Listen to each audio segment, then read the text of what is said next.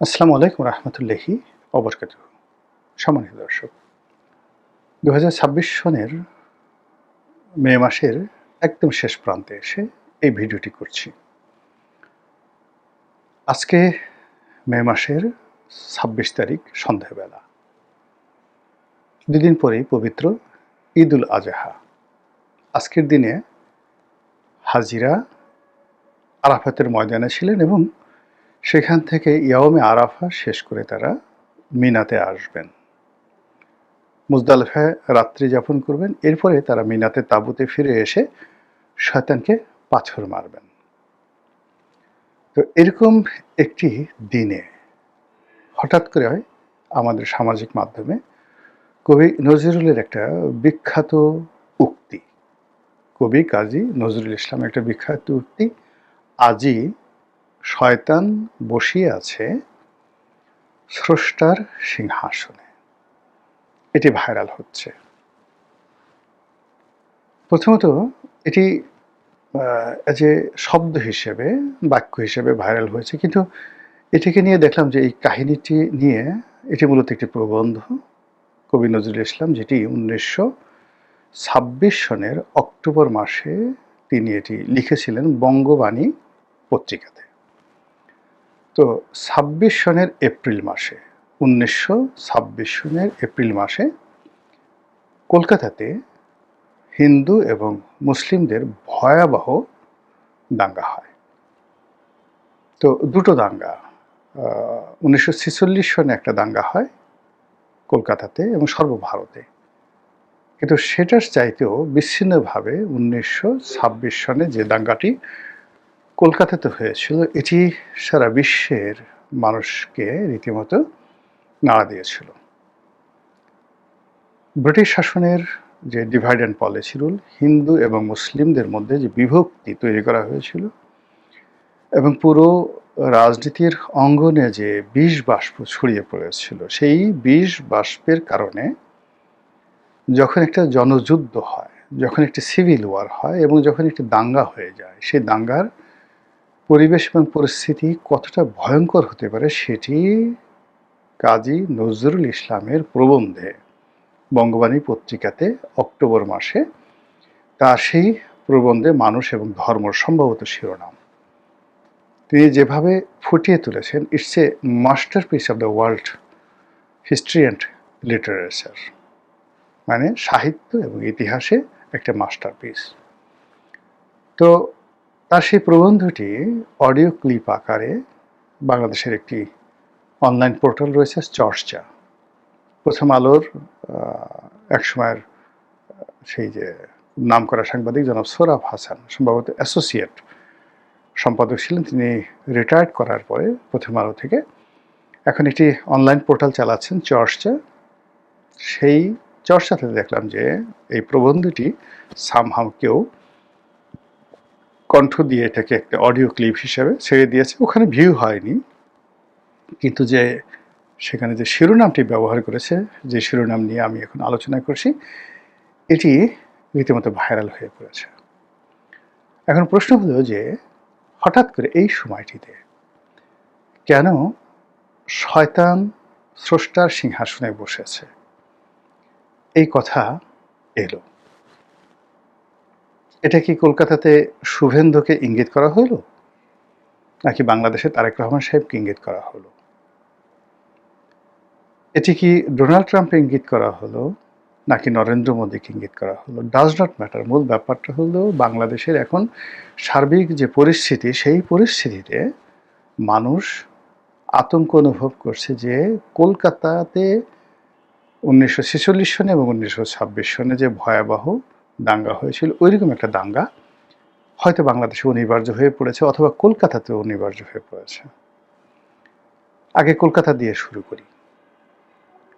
আপনারা জানেন যে শুভেন্দু সেখানে ক্ষমতা আসার পরে, মমতা ব্যানার্জি পরাজিত হওয়ার পরে সেখানে প্রাথমিকভাবে হিন্দু মুসলমানদের একটা মারামারি হয়ে গেছে। মুসলমানদের বাড়িঘর লুটপাট হয়েছে, গরু জবাই নিষিদ্ধ করা হয়েছে, ব্যবসা প্রতিষ্ঠান ভাঙচুর করা হয়েছে এবং বহু মুসলিম যারা পলিটিক্যাল লিডার্স রয়েছেন, যারা মমতা ব্যানার্জিকে সমর্থন করতেন, তারা পশ্চিমবঙ্গ ছেড়ে পালিয়ে অন্যান্য জায়গাতে চলে গেছেন। ঠিক বাংলাদেশে আওয়ামী লীগের যে অবস্থা হয়েছে একই অবস্থা সেখানে। এবং শুভেন্দু গায়ে পড়ে বাংলাদেশের সঙ্গে ঝগড়া করতে চাচ্ছেন, সীমান্ত বন্ধ করতে চাচ্ছেন এবং বাংলাদেশে যারা সেই আওয়ামী লীগ বিরোধী শক্তি রয়েছে বর্তমান তারেক রহমান সাহেব থেকে শুরু করে জামাত, তাদের সবাইকে অকথ্য ভাষায় গালাগাল করছেন। এটা গেল সীমান্তের ওপারে। সীমান্তের এপারে আমাদের বাংলাদেশে যারা ক্ষমতায় আছেন,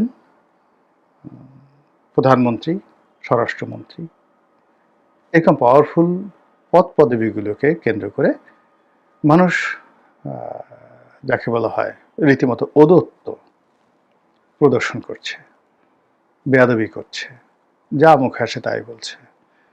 প্রধানমন্ত্রী এবং স্বরাষ্ট্রমন্ত্রীর উপস্থিতিতে তারা ভুয়া ভুয়া যাকে বলা হয় শব্দ উচ্চারণ করছে, স্লোগান দিচ্ছে। একটা মানবিক কাজে শিশু রামিসার বাসায় বা বাড়িতে নিহত শিশু রামিসা ধর্ষক মানে ধর্ষণের ফলে এবং ধর্ষকের হাতে তিনি নির্মমভাবে নিহত হয়েছেন। এই পরিবারকে সান্ত্বনা জানানোর জন্য স্বরাষ্ট্রমন্ত্রী এবং প্রধানমন্ত্রী সেখানে গেছেন মিরপুর, এবং সেই জায়গাতে হাজার হাজার মানুষ রাজপথ দখল করে ভুয়া ভুয়া বলে স্লোগান দিয়েছে।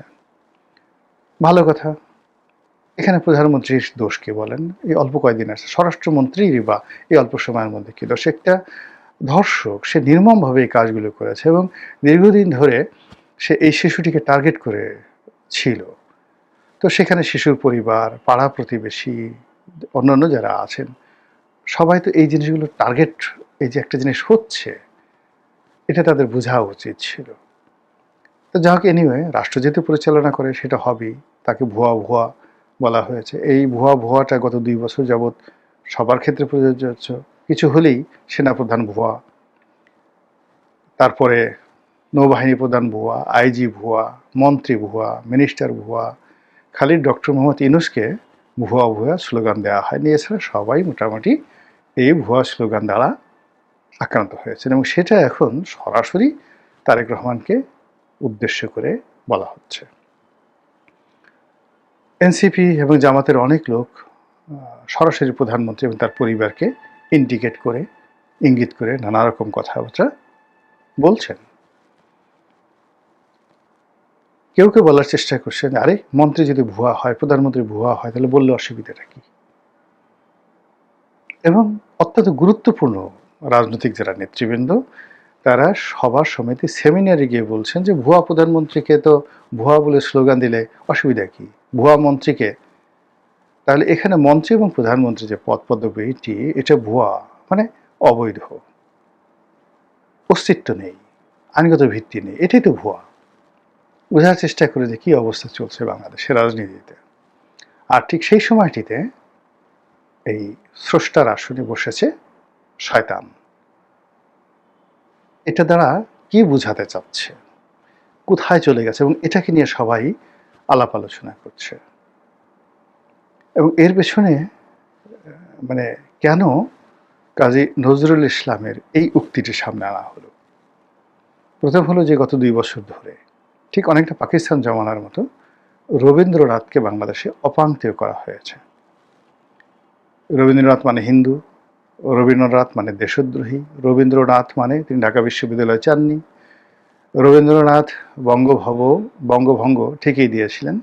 কাজী জাতীয় জাগরণের কবি, বিদ্রোহী কবি, জাতীয় কবি কাজী নজরুল ইসলামই আমাদের সমস্ত প্রেম এবং ভালোবাসার আদি উৎস, মুসলমান কবি। যদিও কবিকে তার জীবদ্দশায় মুসলিম যারা স্কলার ছিলেন প্রায় সবাই তাকে কাফের আখ্যা দিয়েছিলেন। বলা হয়ে থাকে যে তিনি জীবনের একটা সময় এসে ঈমান হারা হয়ে পড়েছিলেন এবং তিনি কালীর পূজা করতেন। এবং এই যে উক্তিটি, আজকে যে শিরোনামটি দিয়েছি, এখানেও তিনি সরাসরি বিধাতা, একদিকে বিধাতা, একদিকে আল্লাহ, গড এবং হিন্দুদের কালী, মা কালীকে তাই তিনি একই জায়গাতে নিয়ে এসেছেন। তিনি যেটা বলার চেষ্টা করেছেন যে ধর্মের আলখেল্লায় যারা আছেন, কেউ হয়তো গেরুয়া পোশাকে সন্ন্যাসী, কেউ হয়তো গির্জা বা প্যাগোডাতে যাওয়া ধর্মগুরু, খ্রিস্টান এবং ইহুদি ধর্মগুরু, কেউ হয়তো দাড়ি এবং টুপি পরা মুসলিম সবাই মূলত আল্লাহকে ব্যবহার করে, দেবতাকে ব্যবহার করে, রাসূলকে ব্যবহার করে, নবীকে ব্যবহার করে মানুষকে অত্যাচার করে, মানুষকে মারে, মানুষকে খুন করে। এবং তিনি যেটি বলার চেষ্টা করছেন যে এই যে ধর্মবিশ্বাসগুলো, যে ধর্মবিশ্বাস নিয়ে হিন্দুরা মুসলমানরা মারামারি করে, খ্রিস্টানরা মুসলিমরা মারামারি করে, এবং মারামারি করে যখন মরে তছনছ হয়ে যাচ্ছে, একে অপরকে খুন করে ফেলছে, তখন মুসলমানদের জন্য আকাশ থেকে আবাবিল পাখি আসে না। মসজিদটি যখন হিন্দুরা ভেঙে ফেলে, তখন কোনো আবাবিল পাখি এসে মসজিদ রক্ষা করে না। বা মন্দির যখন মুসলমানরা ভেঙে ফেলে, তখন কালী, হিন্দুদের যে দেবী কালী, সে তার সেই যে রণমূর্তি নিয়ে, তার হাতে যে বিশাল রামদা, তার জিহ্বা যেভাবে বের করে থাকে, ওইভাবে কালী মূর্তি ধারণ করে, রণমূর্তি ধারণ করে সে তার মন্দির রক্ষা করতে আসে না। যখন নিজেরা মারামারি করে, হিন্দু এবং মুসলমানরা মারামারি করে, উনি ওনার প্রবন্ধে বলেছেন, মারামারি করে পাশাপাশি তারা শুয়ে আছে, তারা সেই আহত অবস্থায় কেউ আল্লাহ বলছে না, কেউ ভগবান বলছে না, তারা ওরে মাগো, ওরে বাবা গো, বাঁচাও, পানি খাবো, এই কথাগুলো বলছে। তাদের শরীর থেকে রক্ত প্রবাহিত হচ্ছে। এবং কবি যেটা বলার চেষ্টা করছেন যে যারা মরে গেল, এরকম মরে যাওয়ার পরে যার মুখে দাড়ি ছিল সে হিন্দু, নগেন বাবু কথার কথা, নগেন বাবুকে মনে করালো মুসলিম, তাকে নিয়ে কবরে ছুটলো মুসলমানরা দাফন কাফন করার জন্য। আর ধরুন একজনের নাম আব্দুল্লাহ, তার মুখে দাড়ি নেই, হিন্দুরা মনে করলো যে এই মৃত আব্দুল্লাহ নিঃসন্দেহে বড় কোনো ব্রাহ্মণ পুত্র হবেন, তাকে নিয়ে শ্মশান ঘাটে চলে গেল তার লাশ দাহ করার জন্য। তো এই যখন ধর্মের পরিণতি, এই যখন আমাদের জ্ঞানের পরিণতি, এই যখন আমাদের অলৌকিকত্বের যে বৈশিষ্ট্য, যে বৈশিষ্ট্য আমরা অনেক গল্প বানাই, অনেক কাহিনী বানাই, অনেক ঘটনা ঘটাই, কিন্তু বাস্তবে যখন কোনো এরকম সহিংসতা হয়, তখন কোনো মন্দির, মসজিদ, গির্জা, প্যাগোডা এগুলো রক্ষা করার জন্য আকাশ থেকে বজ্রপাত এসেছে, কোনো দেবতা নেমে এসেছে, কোনো আবাবিল পাখি নেমে আসে, যেরকম ঘটনা কবি দেখেননি, ওই দাঙ্গাতে তিনি দেখেননি। বরং ওই সময়টাতে ধর্মের নাম করে যে সকল লোকজন যে জুলুম অত্যাচার চালিয়েছে, এটা তিনি মনে করেন যে স্রষ্টার আসনে, এখানে স্রষ্টা বলতে প্রতীক অর্থে তিনি বুঝিয়েছেন শয়তান তার সুরত পাল্টে সেই ক্ষমতার সিংহাসনে তারা বসে যাওয়ার কারণেই এই ধরনের পরিবেশ বা পরিস্থিতি তৈরি হয়।